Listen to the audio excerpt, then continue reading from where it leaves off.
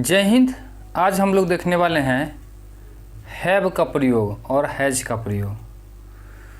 किस तरह का सेंटेंस में और कैसा सेंटेंस में और कब हैव और हैज का प्रयोग किया जाता है, ये हम लोग देखने वाले हैं आज की क्लास में।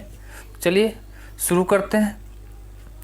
जैसे हैव और हैज का प्रयोग।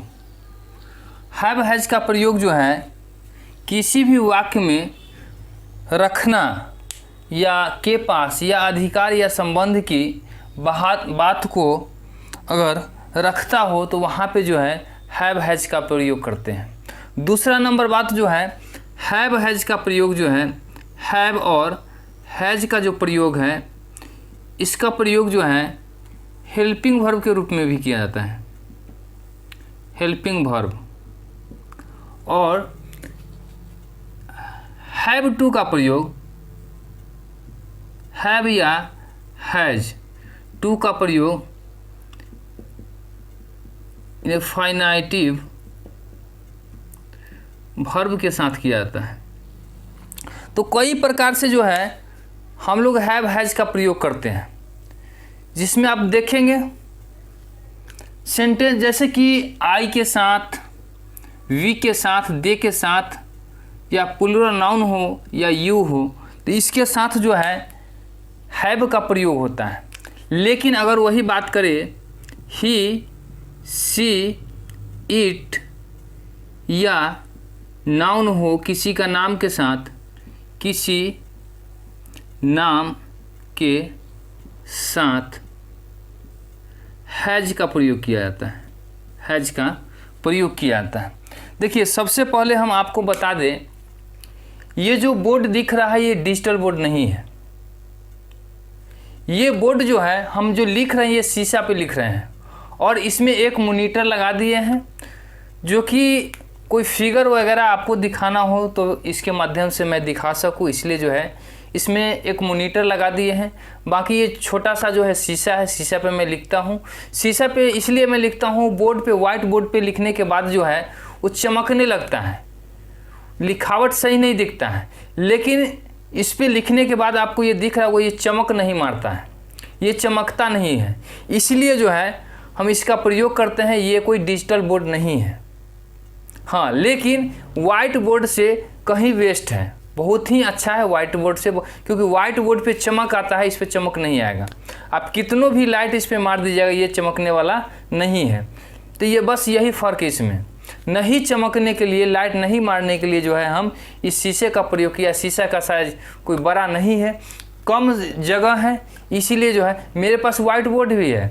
तो वाइट बोर्ड जिससे मैं क्लास में पढ़ाता हूँ, तो वाइट बोर्ड पे मैं इसलिए नहीं बता, क्योंकि शुरू में वाइट बोर्ड से ही किया था, तो उस पर इसलिए नहीं लिखता हूँ जो लाइट मारता है, कुछ वर्ड आपको नहीं दिखेगा इसलिए।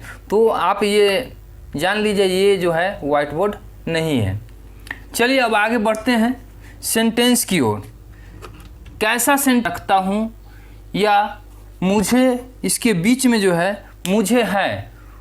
अगर आपके पास कोई नाउन भी है, यहाँ पे नाउन के लिए भी जो है हम कहते हैं ना, मेरे पास गाय है, मेरे पास कुत्ते हैं, मेरे पास बिल्ली है, मेरे पास गाड़ी है, मेरे पास कार है, माने इस तरह से जो बोलते हैं तो वो उस जगह पे भी जो है हैव हैज का जो है प्रयोग किया जाता है। जैसे यहाँ पे दिया हुआ है मुझे एक गाय है, मुझे एक गाय, देखिए सेंटेंस को देखिएगा, मुझे एक गाय है, तो आई हैव अ काऊ, यहाँ पे आई हैव अ काऊ दिख रहा है, मुझे एक गाय है। लेकिन मैं गाय रखता हूँ, मैं गाय रखता हूँ। या इस सेंटेंस के बनाने के लिए भी हम जो है यही रूल को अपनाएंगे, यही रूल जो है मेरा काम करेगा। आई हैव अ काऊ, मैं गाय रखता हूँ, इसके लिए भी यही रूल आएगा जो रूल मुझे एक गाय है। क्योंकि कहने का सेंस जो है, या अगर ऐसे कहें मेरे पास एक गाय है, तो इसके लिए भी आई हैव अ काऊ। ये तीनों का जो है देखिए, ये और ये और ये तीनों का जो है आप देख रहे होंगे, जो इंग्लिश जो है ट्रांसलेट जो किए हैं एक ही है। तो अगर सेंस आप सेंस से समझिएगा, जो हिंदी अगर इस तरह से हो या इस तरह से हो या इस तरह से हो, तो वहाँ पे जो है यही रूल अपनाएंगे। ठीक है, अब देखते हैं आगे। मेरे पास एक कलम है, तो बस सारे जो है इसी रूल पे बना हुआ है। यहाँ पे जो है सेंटेंस, आपको 2 सेंटेंस जो है, ये चारों जो है एक ही तरह का सेंटेंस है, बस इसमें जो है आपको नाउन को जो है थोड़ा सा चेंज कर दिया गया और कुछ नहीं है। बस इसमें थोड़ा सा देखिए, ये समझने वाली बात है। तुम्हारे पास कारें हैं, यू हैव कार्स। तुम्हारे पास कार है, यू हैव अ कार। यहाँ पे हैव जो है आप जानते हैं, हैव प्लूरल के लिए जो है प्रयोग किया जाता है, प्रयोग किया जाता है। लेकिन आपको ये भी मालूम है, तुम जो है, तुम या तुम्हारे जो है, तुम या तुम्हारे जो है, ये सिंगुलर और प्लूरल दोनों के लिए यूज किया जाता है। तुम जो है सिंगुलर और प्लूरल दोनों के लिए यूज किया जाता है, या तुम्हारे हो गया, ये सिंगुलर और प्लूरल दोनों के लिए यूज किया जाता है। अगर हम, क्योंकि ये तो फैक्ट है जो कि अगर हैव यू है तो यहाँ पे हैव ही प्रयोग होगा, यू के साथ हैव ही प्रयोग होगा, हैज नहीं प्रयोग होगा। लेकिन अगर ये हमारा सिंगुलर अगर बनाना हो नाउन को, तो कैसे बनाएंगे? तो वहाँ पे नाउन से पहले जो है ए और एन का जो है प्रयोग करेंगे। जो हमारा ये नाउन जो दिख रहा है कार, यहाँ पे जो है इसके साथ अगर नाउन जो है वॉवेल से शुरू हुआ होगा, तो हम जो है वॉवेल से शुरू हुआ होगा तो यहाँ पे जो है एन का प्रयोग करेंगे। अब बाकी जगहों पर जो है ए का प्रयोग होगा, मीन्स कंसोनेंट के साथ जो है ए का प्रयोग होगा। तो ये कार जो है ये कंसोनेंट है, कंसोनेंट से स्टार्ट हो रहा है, इसीलिए यहाँ ए का प्रयोग किया गया है। और ये एक जब हम ए का प्रयोग करते हैं तो ए का मतलब ही होता है एक। तो ये मेरा सेंटेंस जो हो गया ये सिंगुलर के रूप में आ गया है। और ऊपर जो है सेंटेंस हैव के साथ कार्स है, देखिए यहाँ एक से अधिक कार की बात कर रहा है, कारे की बात कर रहा है, इसीलिए यहाँ एस का प्रयोग किया गया है। बहुत ही ये जो है पॉइंट वाली बात है, और इसी में जो है बच्चे लोग कंफ्यूज हो जाते हैं। चलिए अब देखते हैं और कहाँ हैव का प्रयोग होता है।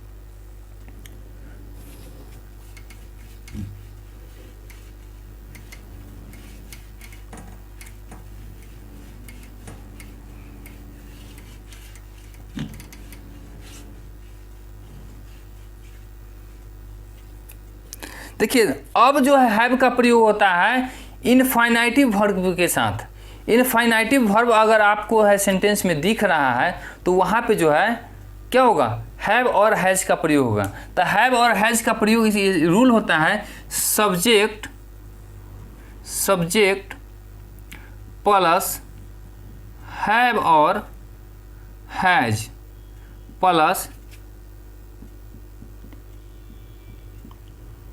इनफाइनाइटिव। ये जो है ये रूल है, इसी रूल पे जो है अब हैव और हैज का प्रयोग होगा।